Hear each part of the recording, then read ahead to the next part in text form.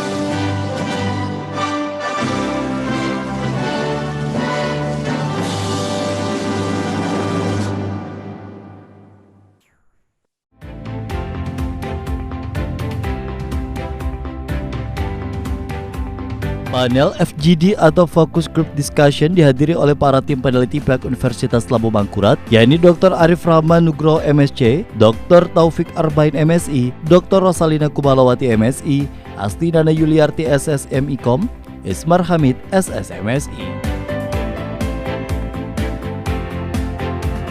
Sedikit pembuka Pak, dari Pak Arif mungkin mewakili dari teman-teman. Berkaitan dengan agenda kita pada hari ini kan pasti memiliki tujuan yang kemudian juga tidak lepas dari output dan outcome-nya untuk efektivitas yang ingin didapat bersama dengan teman-teman khususnya dari agenda-agenda yang akan segera dilangsungkan. Focus Group Discussion, apalagi ini yang ketujuh di tahun 2022 sudah dilaksanakan. Artinya kan istilahnya kalau ada proses pasti akan ada hasil begitu.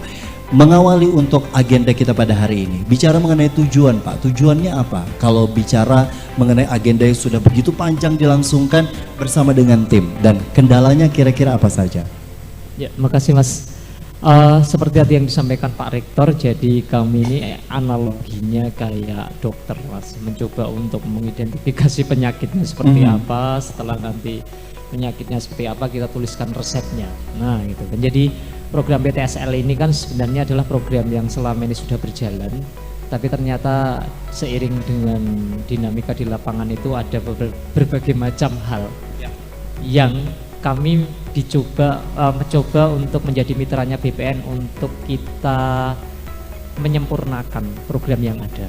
Nah, ternyata setelah kemarin kita mengkaji dari Balangan yang tadi disampaikan oleh Bapak Kabit dengan tipologi masyarakat yang berbeda dari ujung gunung ya, lalu kita ke hulu sungai, lalu tanah laut sampai ke Kota Baru, itu kita menemukan berbagai macam hal dinamika terkait dengan kebermanfaatan, respon masyarakat, lalu kendala dan hambatan, bahkan kami menemukan banyak inovasi, banyak hal yang dilakukan oleh Kantah maupun dari pihak desa sehingga program PTSL ini dapat berjalan lancar, bahkan capaiannya itu bisa maksimal.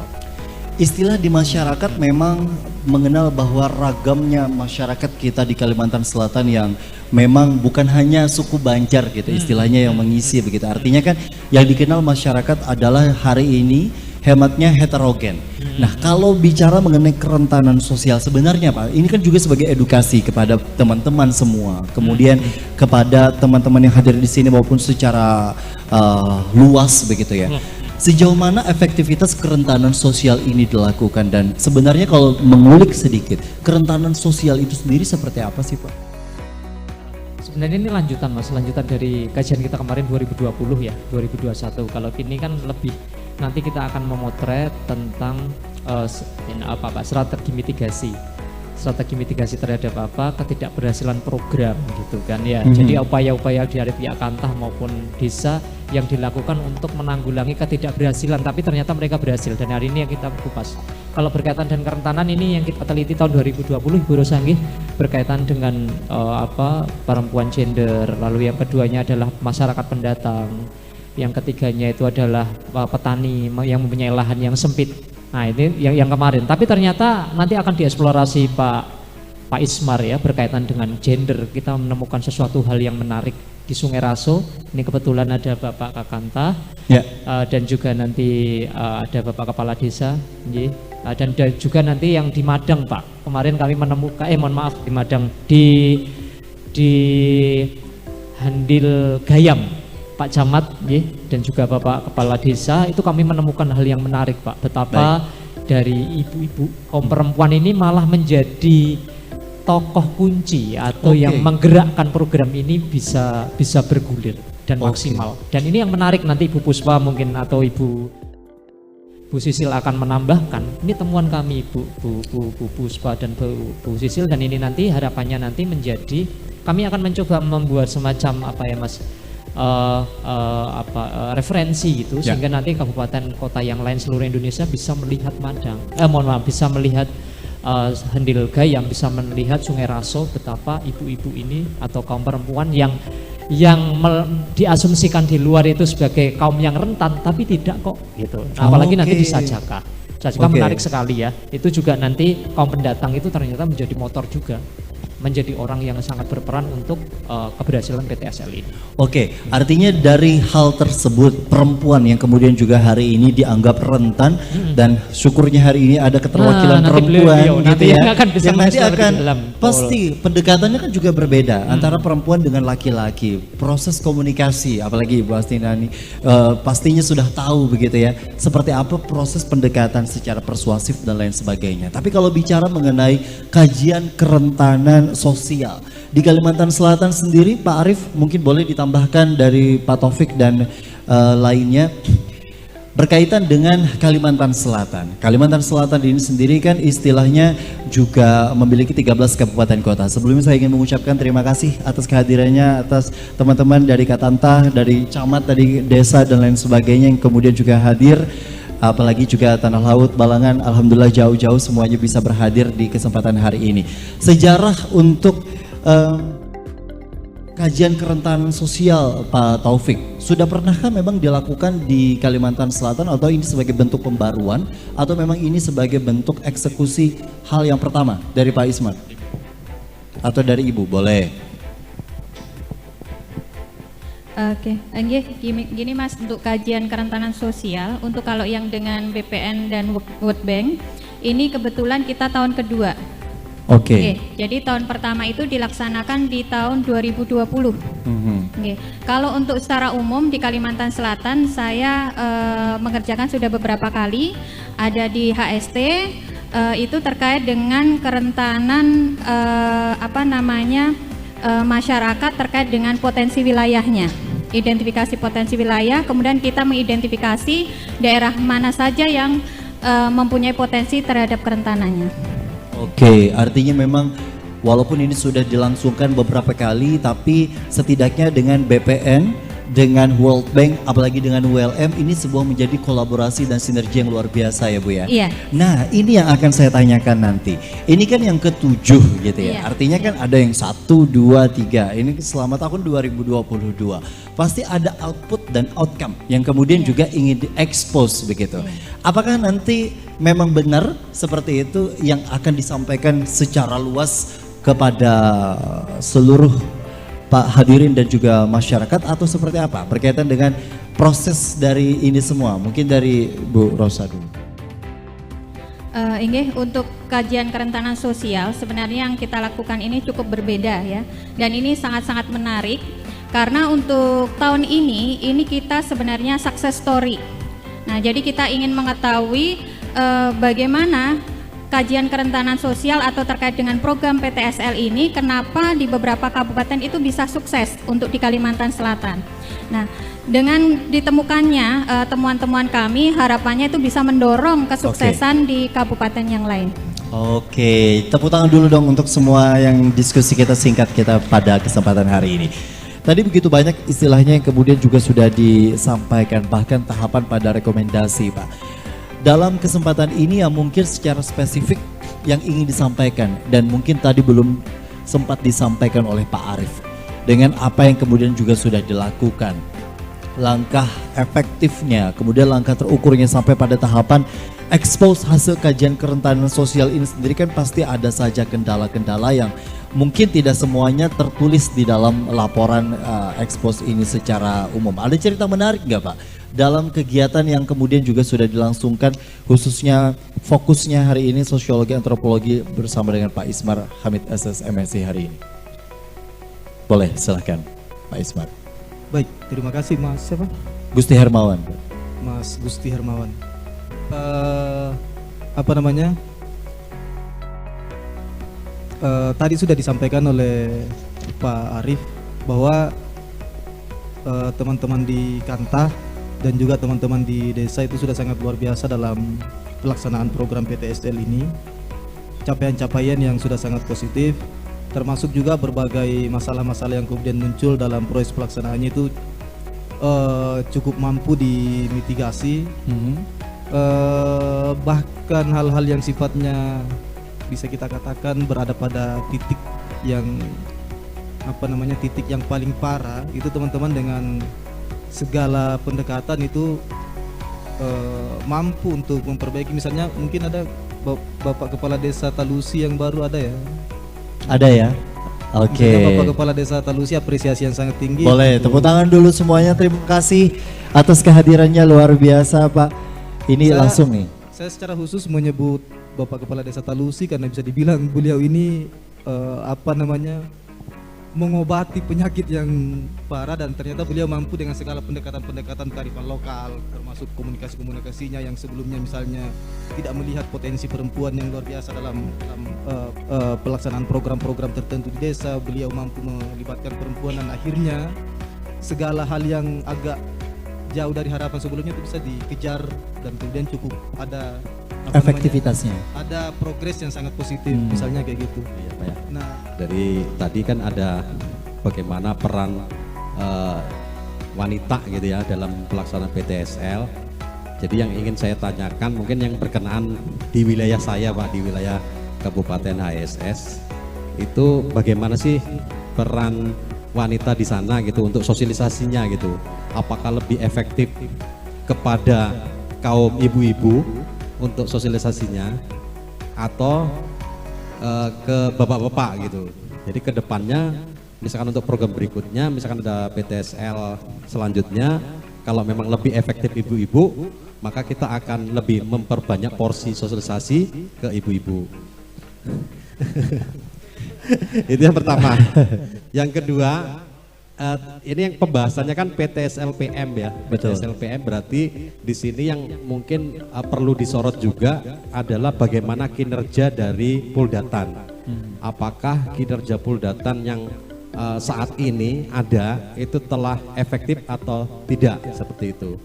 Karena pada prinsipnya kan bahwa Puldatan itu sebetulnya dilatih oleh Satgas Fisik maupun yuridis di kantor pertanahan. Nah, bagaimana Puldatan ini istilahnya kinerjanya setelah dilatih oleh Satgas Fisik dan Satgas Yuridis itu gimana sih? Apakah itu termasuk di bahan penelitian gitu?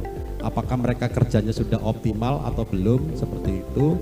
Dan kemudian adakah saran dari peneliti bahwa nantinya Puldatan supaya bekerja optimal itu seperti apa? Atau bahkan tidak menyarankan lagi untuk sistem PM gitu, karena dirasa tidak efektif, mungkin Puldatan sistem PM akan diganti dengan ASN saja gitu untuk pengumpulan data yuridis, karena kan sistemnya ada Puldadis itu oleh ASN, kemudian Puldatan oleh partisipasi masyarakat. Nah, apakah dari tim peneliti juga meneliti hal tersebut sehingga bisa memberikan saran perbaikan ke depan? Mungkin itu Pak yang bisa kami sampaikan. Terima kasih. Terima kasih Pak. Langsung saja mungkin ditanggapi, siapa yang ingin menanggapi boleh bicara mengenai efektivitas. Memang tadi sempat disinggung peranan dari perempuan yang kemudian juga dalam hal ini. Kalau bicara mengenai proporsi Pak, proporsi sendiri dalam beberapa daerah yang kemudian juga menjadi lokus untuk penelitian, sejauh mana sebenarnya peranan antara efektivitas perempuan dengan laki-laki terutama dalam penerimaan program PTSLPM ini? Terima kasih Bapak Kakanta Hulu Sungai Selatan Pak ya. Untuk perempuan nanti Pak Ismar atau Ibu. Saya boleh. Ini Pak, kemarin khususnya di Desa Madang Pak, berkaitan dengan timpul datanya. Kalau hasil kajian kami kemarin sebenarnya itu adalah malah kita menemukan efektivitasnya di situ Pak, dibandingkan di desa sebelumnya ya di Gumbil Pak. Malah itu yang maksimal di Madang Pak kemarin. Jadi kalau ada pertanyaan tadi yang disampaikan Bapak kira-kira dipertahankan atau tidaknya, karena gini Pak, kemarin kalau yang di Madang itu efektifnya karena antara tim Puldatan dengan perangkat desa itu mereka saling melengkapi dan bekerja sama Pak. Jadi kalau di desa yang lainnya itu biasanya lebih dominan perangkat desanya Pak ya. Kalau yang di Madang kemarin itu seiring jalan Pak, bahkan ada pembagian porsi Pak. Jadi Puldatan itu jalan tapi kepala desa tetap mengawal, tapi tidak terlalu banyak ikut mencampuri urusan Puldatan gitu Pak. Kalau kami kemarin ditemukan di Madang Pak. Terus kalau untuk di Gumbil Pak, kemarin di desa Gumbil Hulu Sungai Selatan itu malah banyak inovasi-inovasi. Kalau tadi Bapak menyampaikan apakah kita menarik PM digantikan yang lain, kalau kami hasil kajian kami kalau pengalaman dari Gumbil mempertahankan Pak. Mengapa? Argumentasi saya pertama adalah warga yang ada di desa itu lebih tahu tanah tetangganya Pak. Jadi kalau misalnya ada beberapa tanah kosong yang pengen di PTSL kan, ini tanahnya siapa, ini tanahnya siapa, itu dari pihak desanya atau tetangganya kan, karena di desa itu yang banyak terlibat malah RT Pak. RT Puldatanya itu RT yang lebih paham. Jadi benar-benar ketahuan ini tanahnya siapa yang di PTSL kan. Kalau misalnya ada hambatan juridis maupun kelengkapan fisiknya harus larinya kemana, itu RT tadi yang lebih paham Pak. Termasuk kemarin memfasilitasi Pak di Gumbil itu Pak Kepala Desanya karena masih muda, beliau itu memotong birokrasi yang ada Pak. Maksudnya gini, banyak hal-hal yang misalnya harus mengumpulkan KTP Pak, itu bisa difasilitasi cukup lewat WhatsApp saja.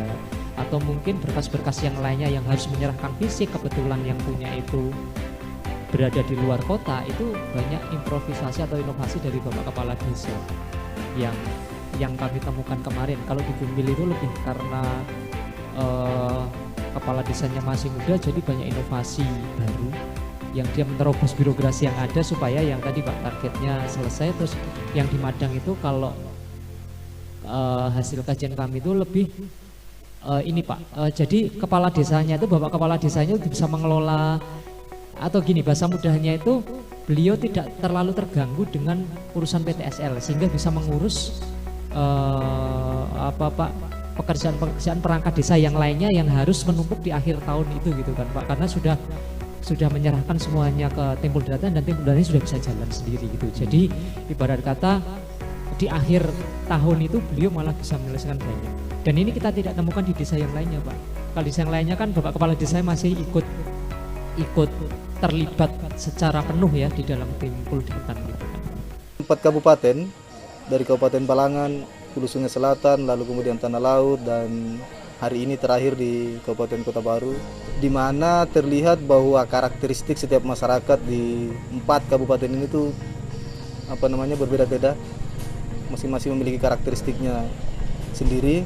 Misalnya kalau di Balangan masyarakatnya cenderung terbuka dalam menerima program-program yang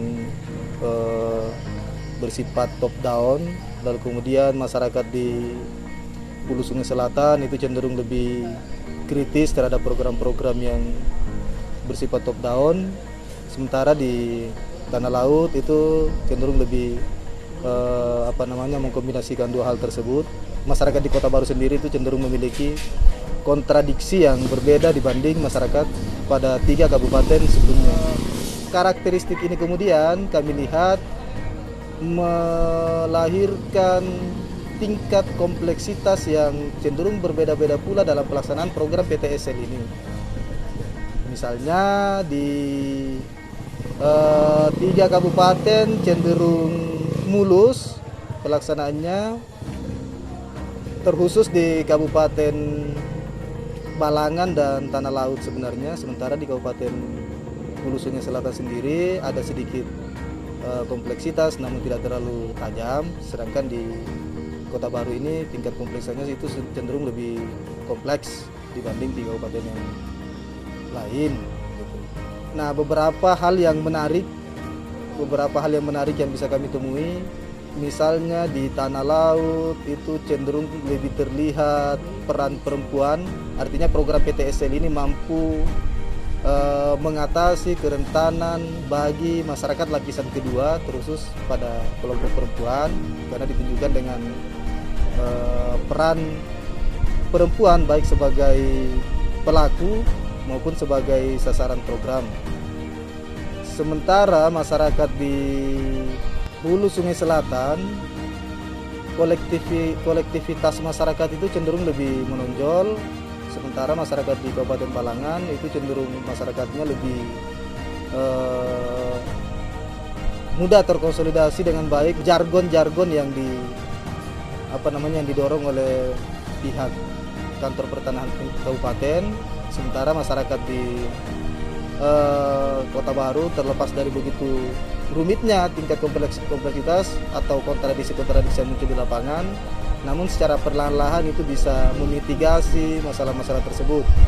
Secara perlahan-lahan ada yang lebih cepat selesai, lalu kemudian ada yang agak lebih lambat selesai, dan seterusnya.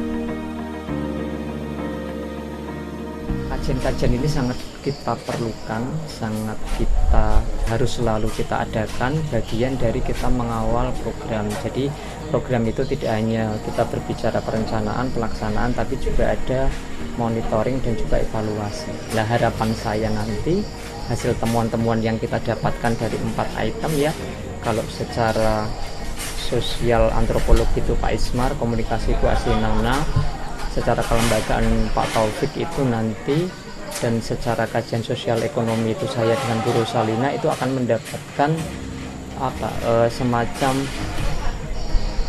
rekomendasi-rekomendasi lah yang diharapkan itu nanti akan membuat program ini lebih sempurna. Nah, lebih ke situ, dan kami sudah menemukan formula-formula itu, karena ketika di lapangan kita menemukan banyak lubang-lubang yang ini harus kita treatment seperti ini gitu kan, dengan seperti ini solusinya gitu kan. Jadi analogi saya itu, kita tim riset ini mencoba berperan sebagai seorang dokter yang mendiagnosa ini sebenarnya sakitnya apa dan harusnya treatmentnya seperti apa, dan alhamdulillah kita sudah menemukan benang merahnya. Dari temuan-temuan kita ini, harapannya nanti kami dari pihak BPN khususnya berkaitan dengan tim riset ini nanti akan mendampingi terus program-program pemerintah yang berkaitan dengan sertifikasi tanah, dan harapannya ini nanti bisa dikloning untuk program-program pemerintah yang lainnya.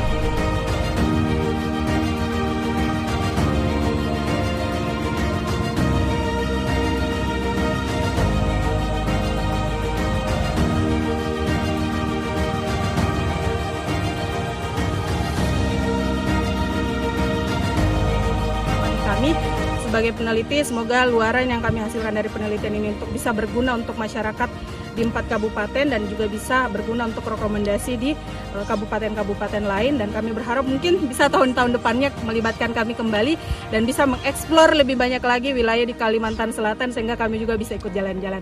Oke, terima kasih kajian kerentanan, terima kasih BPN, dan terima kasih World Bank. Bye.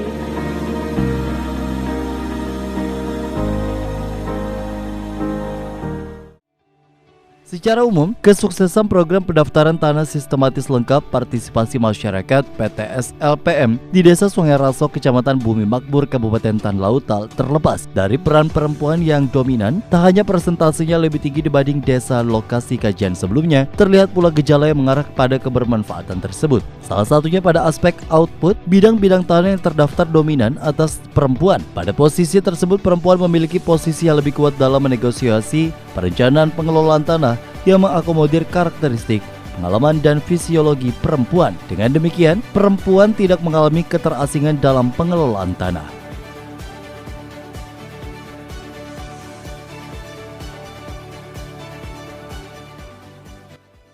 Harapannya adalah setiap kabupaten yang ada di Kalimantan Selatan yang ada program PTSL itu nanti akan memperoleh capaian yang optimal, sehingga sukses pencapaian terhadap PTSL untuk kedepannya.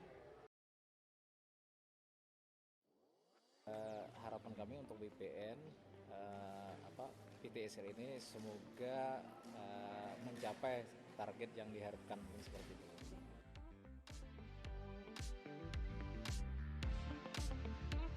Bagi perempuan janda, dengan adanya kepastian hukum hak atas tanah, maka mereka memiliki aset yang bisa dikelola secara mandiri dalam menafkahi keluarga. Lebih jauh, kepemilikan aset tersebut memperkuat perempuan janda dalam menghadapi stereotip perempuan lemah. Dengan adanya program pendaftaran tanah sistematis lengkap partisipasi masyarakat, maka permasalahan tumpang tindih dapat terselesaikan. Faktor penting dalam penyelesaian permasalahan adalah peran perempuan yang memiliki kemampuan mediasi dan negosiasi yang sangat baik. Sebagai catatan, aparatur pemerintah desa dan tim Poldatan di Desa Sungai Raso, Kecamatan Bumi Makmur, Kabupaten Tan Laut yang banyak diisi perempuan. Aspek kebermanfaatan di atas bersumber dari realitas penduduk desa Sajaka yang merupakan masyarakat pendatang. Masyarakat adalah perantau, bukan masyarakat yang mengikuti program transmigrasi. Bidang-bidang tanah yang dimiliki masyarakat hasil dari membeli kepada masyarakat lainnya. Atas dasar itu, kebutuhan pokok masyarakat desa Sajaka adalah mendapatkan kepastian hukum hak atas tanah yang dimiliki. Tanpa adanya kepastian hukum, masyarakat desa Sajaka selalu dibayangi kekhawatiran pengambilan tanah milik mereka oleh pihak lain. Hal ini mengkonfirmasi tesis yang menyatakan bahwa salah satu kontradiksi yang dihadapi masyarakat pendatang adalah kerentanan kehilangan hak atas tanah. Begitupun juga efektivitas yang dilangsungkan di 3 kabupaten lainnya selain dari Tanah Laut, yang di Balangan, Kota Baru, dan Hulu Sungai Selatan. Kendala maupun hambatan pasti dihadapi pada saat proses penelitian, namun hal-hal tersebut direkomendasikan dari tim peneliti untuk bisa dikaji ulang dan dilakukan evaluasi. Kehadiran program PTSLPM menjadi solusi bagi masyarakat pendatang di Desa Sajaka untuk keluar dari kondisi rentan. Kemudahan legalisasi kepemilikan tanah yang dihadirkan program PTSLPM yang menjawab kebutuhan masyarakat, yang membuat program ini disambut baik oleh masyarakat dan secara kolektif terlibat aktif dalam mensukseskan pelaksanaan program PTSLPM. Kebermanfaatan program ini untuk pada kepastian hukum mengenai subjek, objek, dan hak atas tanah telah dirasakan masyarakat sejak terdaftarnya bidang tanah yang dimiliki melalui program PTSLPM. Meski demikian, ekspektasi masyarakat mendapatkan sertifikat hak tanah atau SHAT sesegera mungkin yang dianggap sebagai syarat untuk benar-benar mendapat kepastian hukum mengenai subjek, objek, dan hak atas tanah. Diharapkan dengan adanya program ini dan hasil expose FG di K7, hasil kajian kerentanan sosial, diharapkan berbagai rekomendasi yang sudah diberikan oleh tim peneliti dapat duduk bersama dengan BPN Kanwil Kalimantan Selatan untuk melakukan pengkajian, melakukan tindakan terukur, dan implementasi agar program PTSLPM selain dapat melibatkan masyarakat juga efektif dan mempercepat program ini di Kalimantan Selatan secara umum. Jadi demikianlah seluruh rangkaian agenda yang sudah dilangsungkan di salah satu hotel di Kota Banjarmasin pada kesempatan kali ini.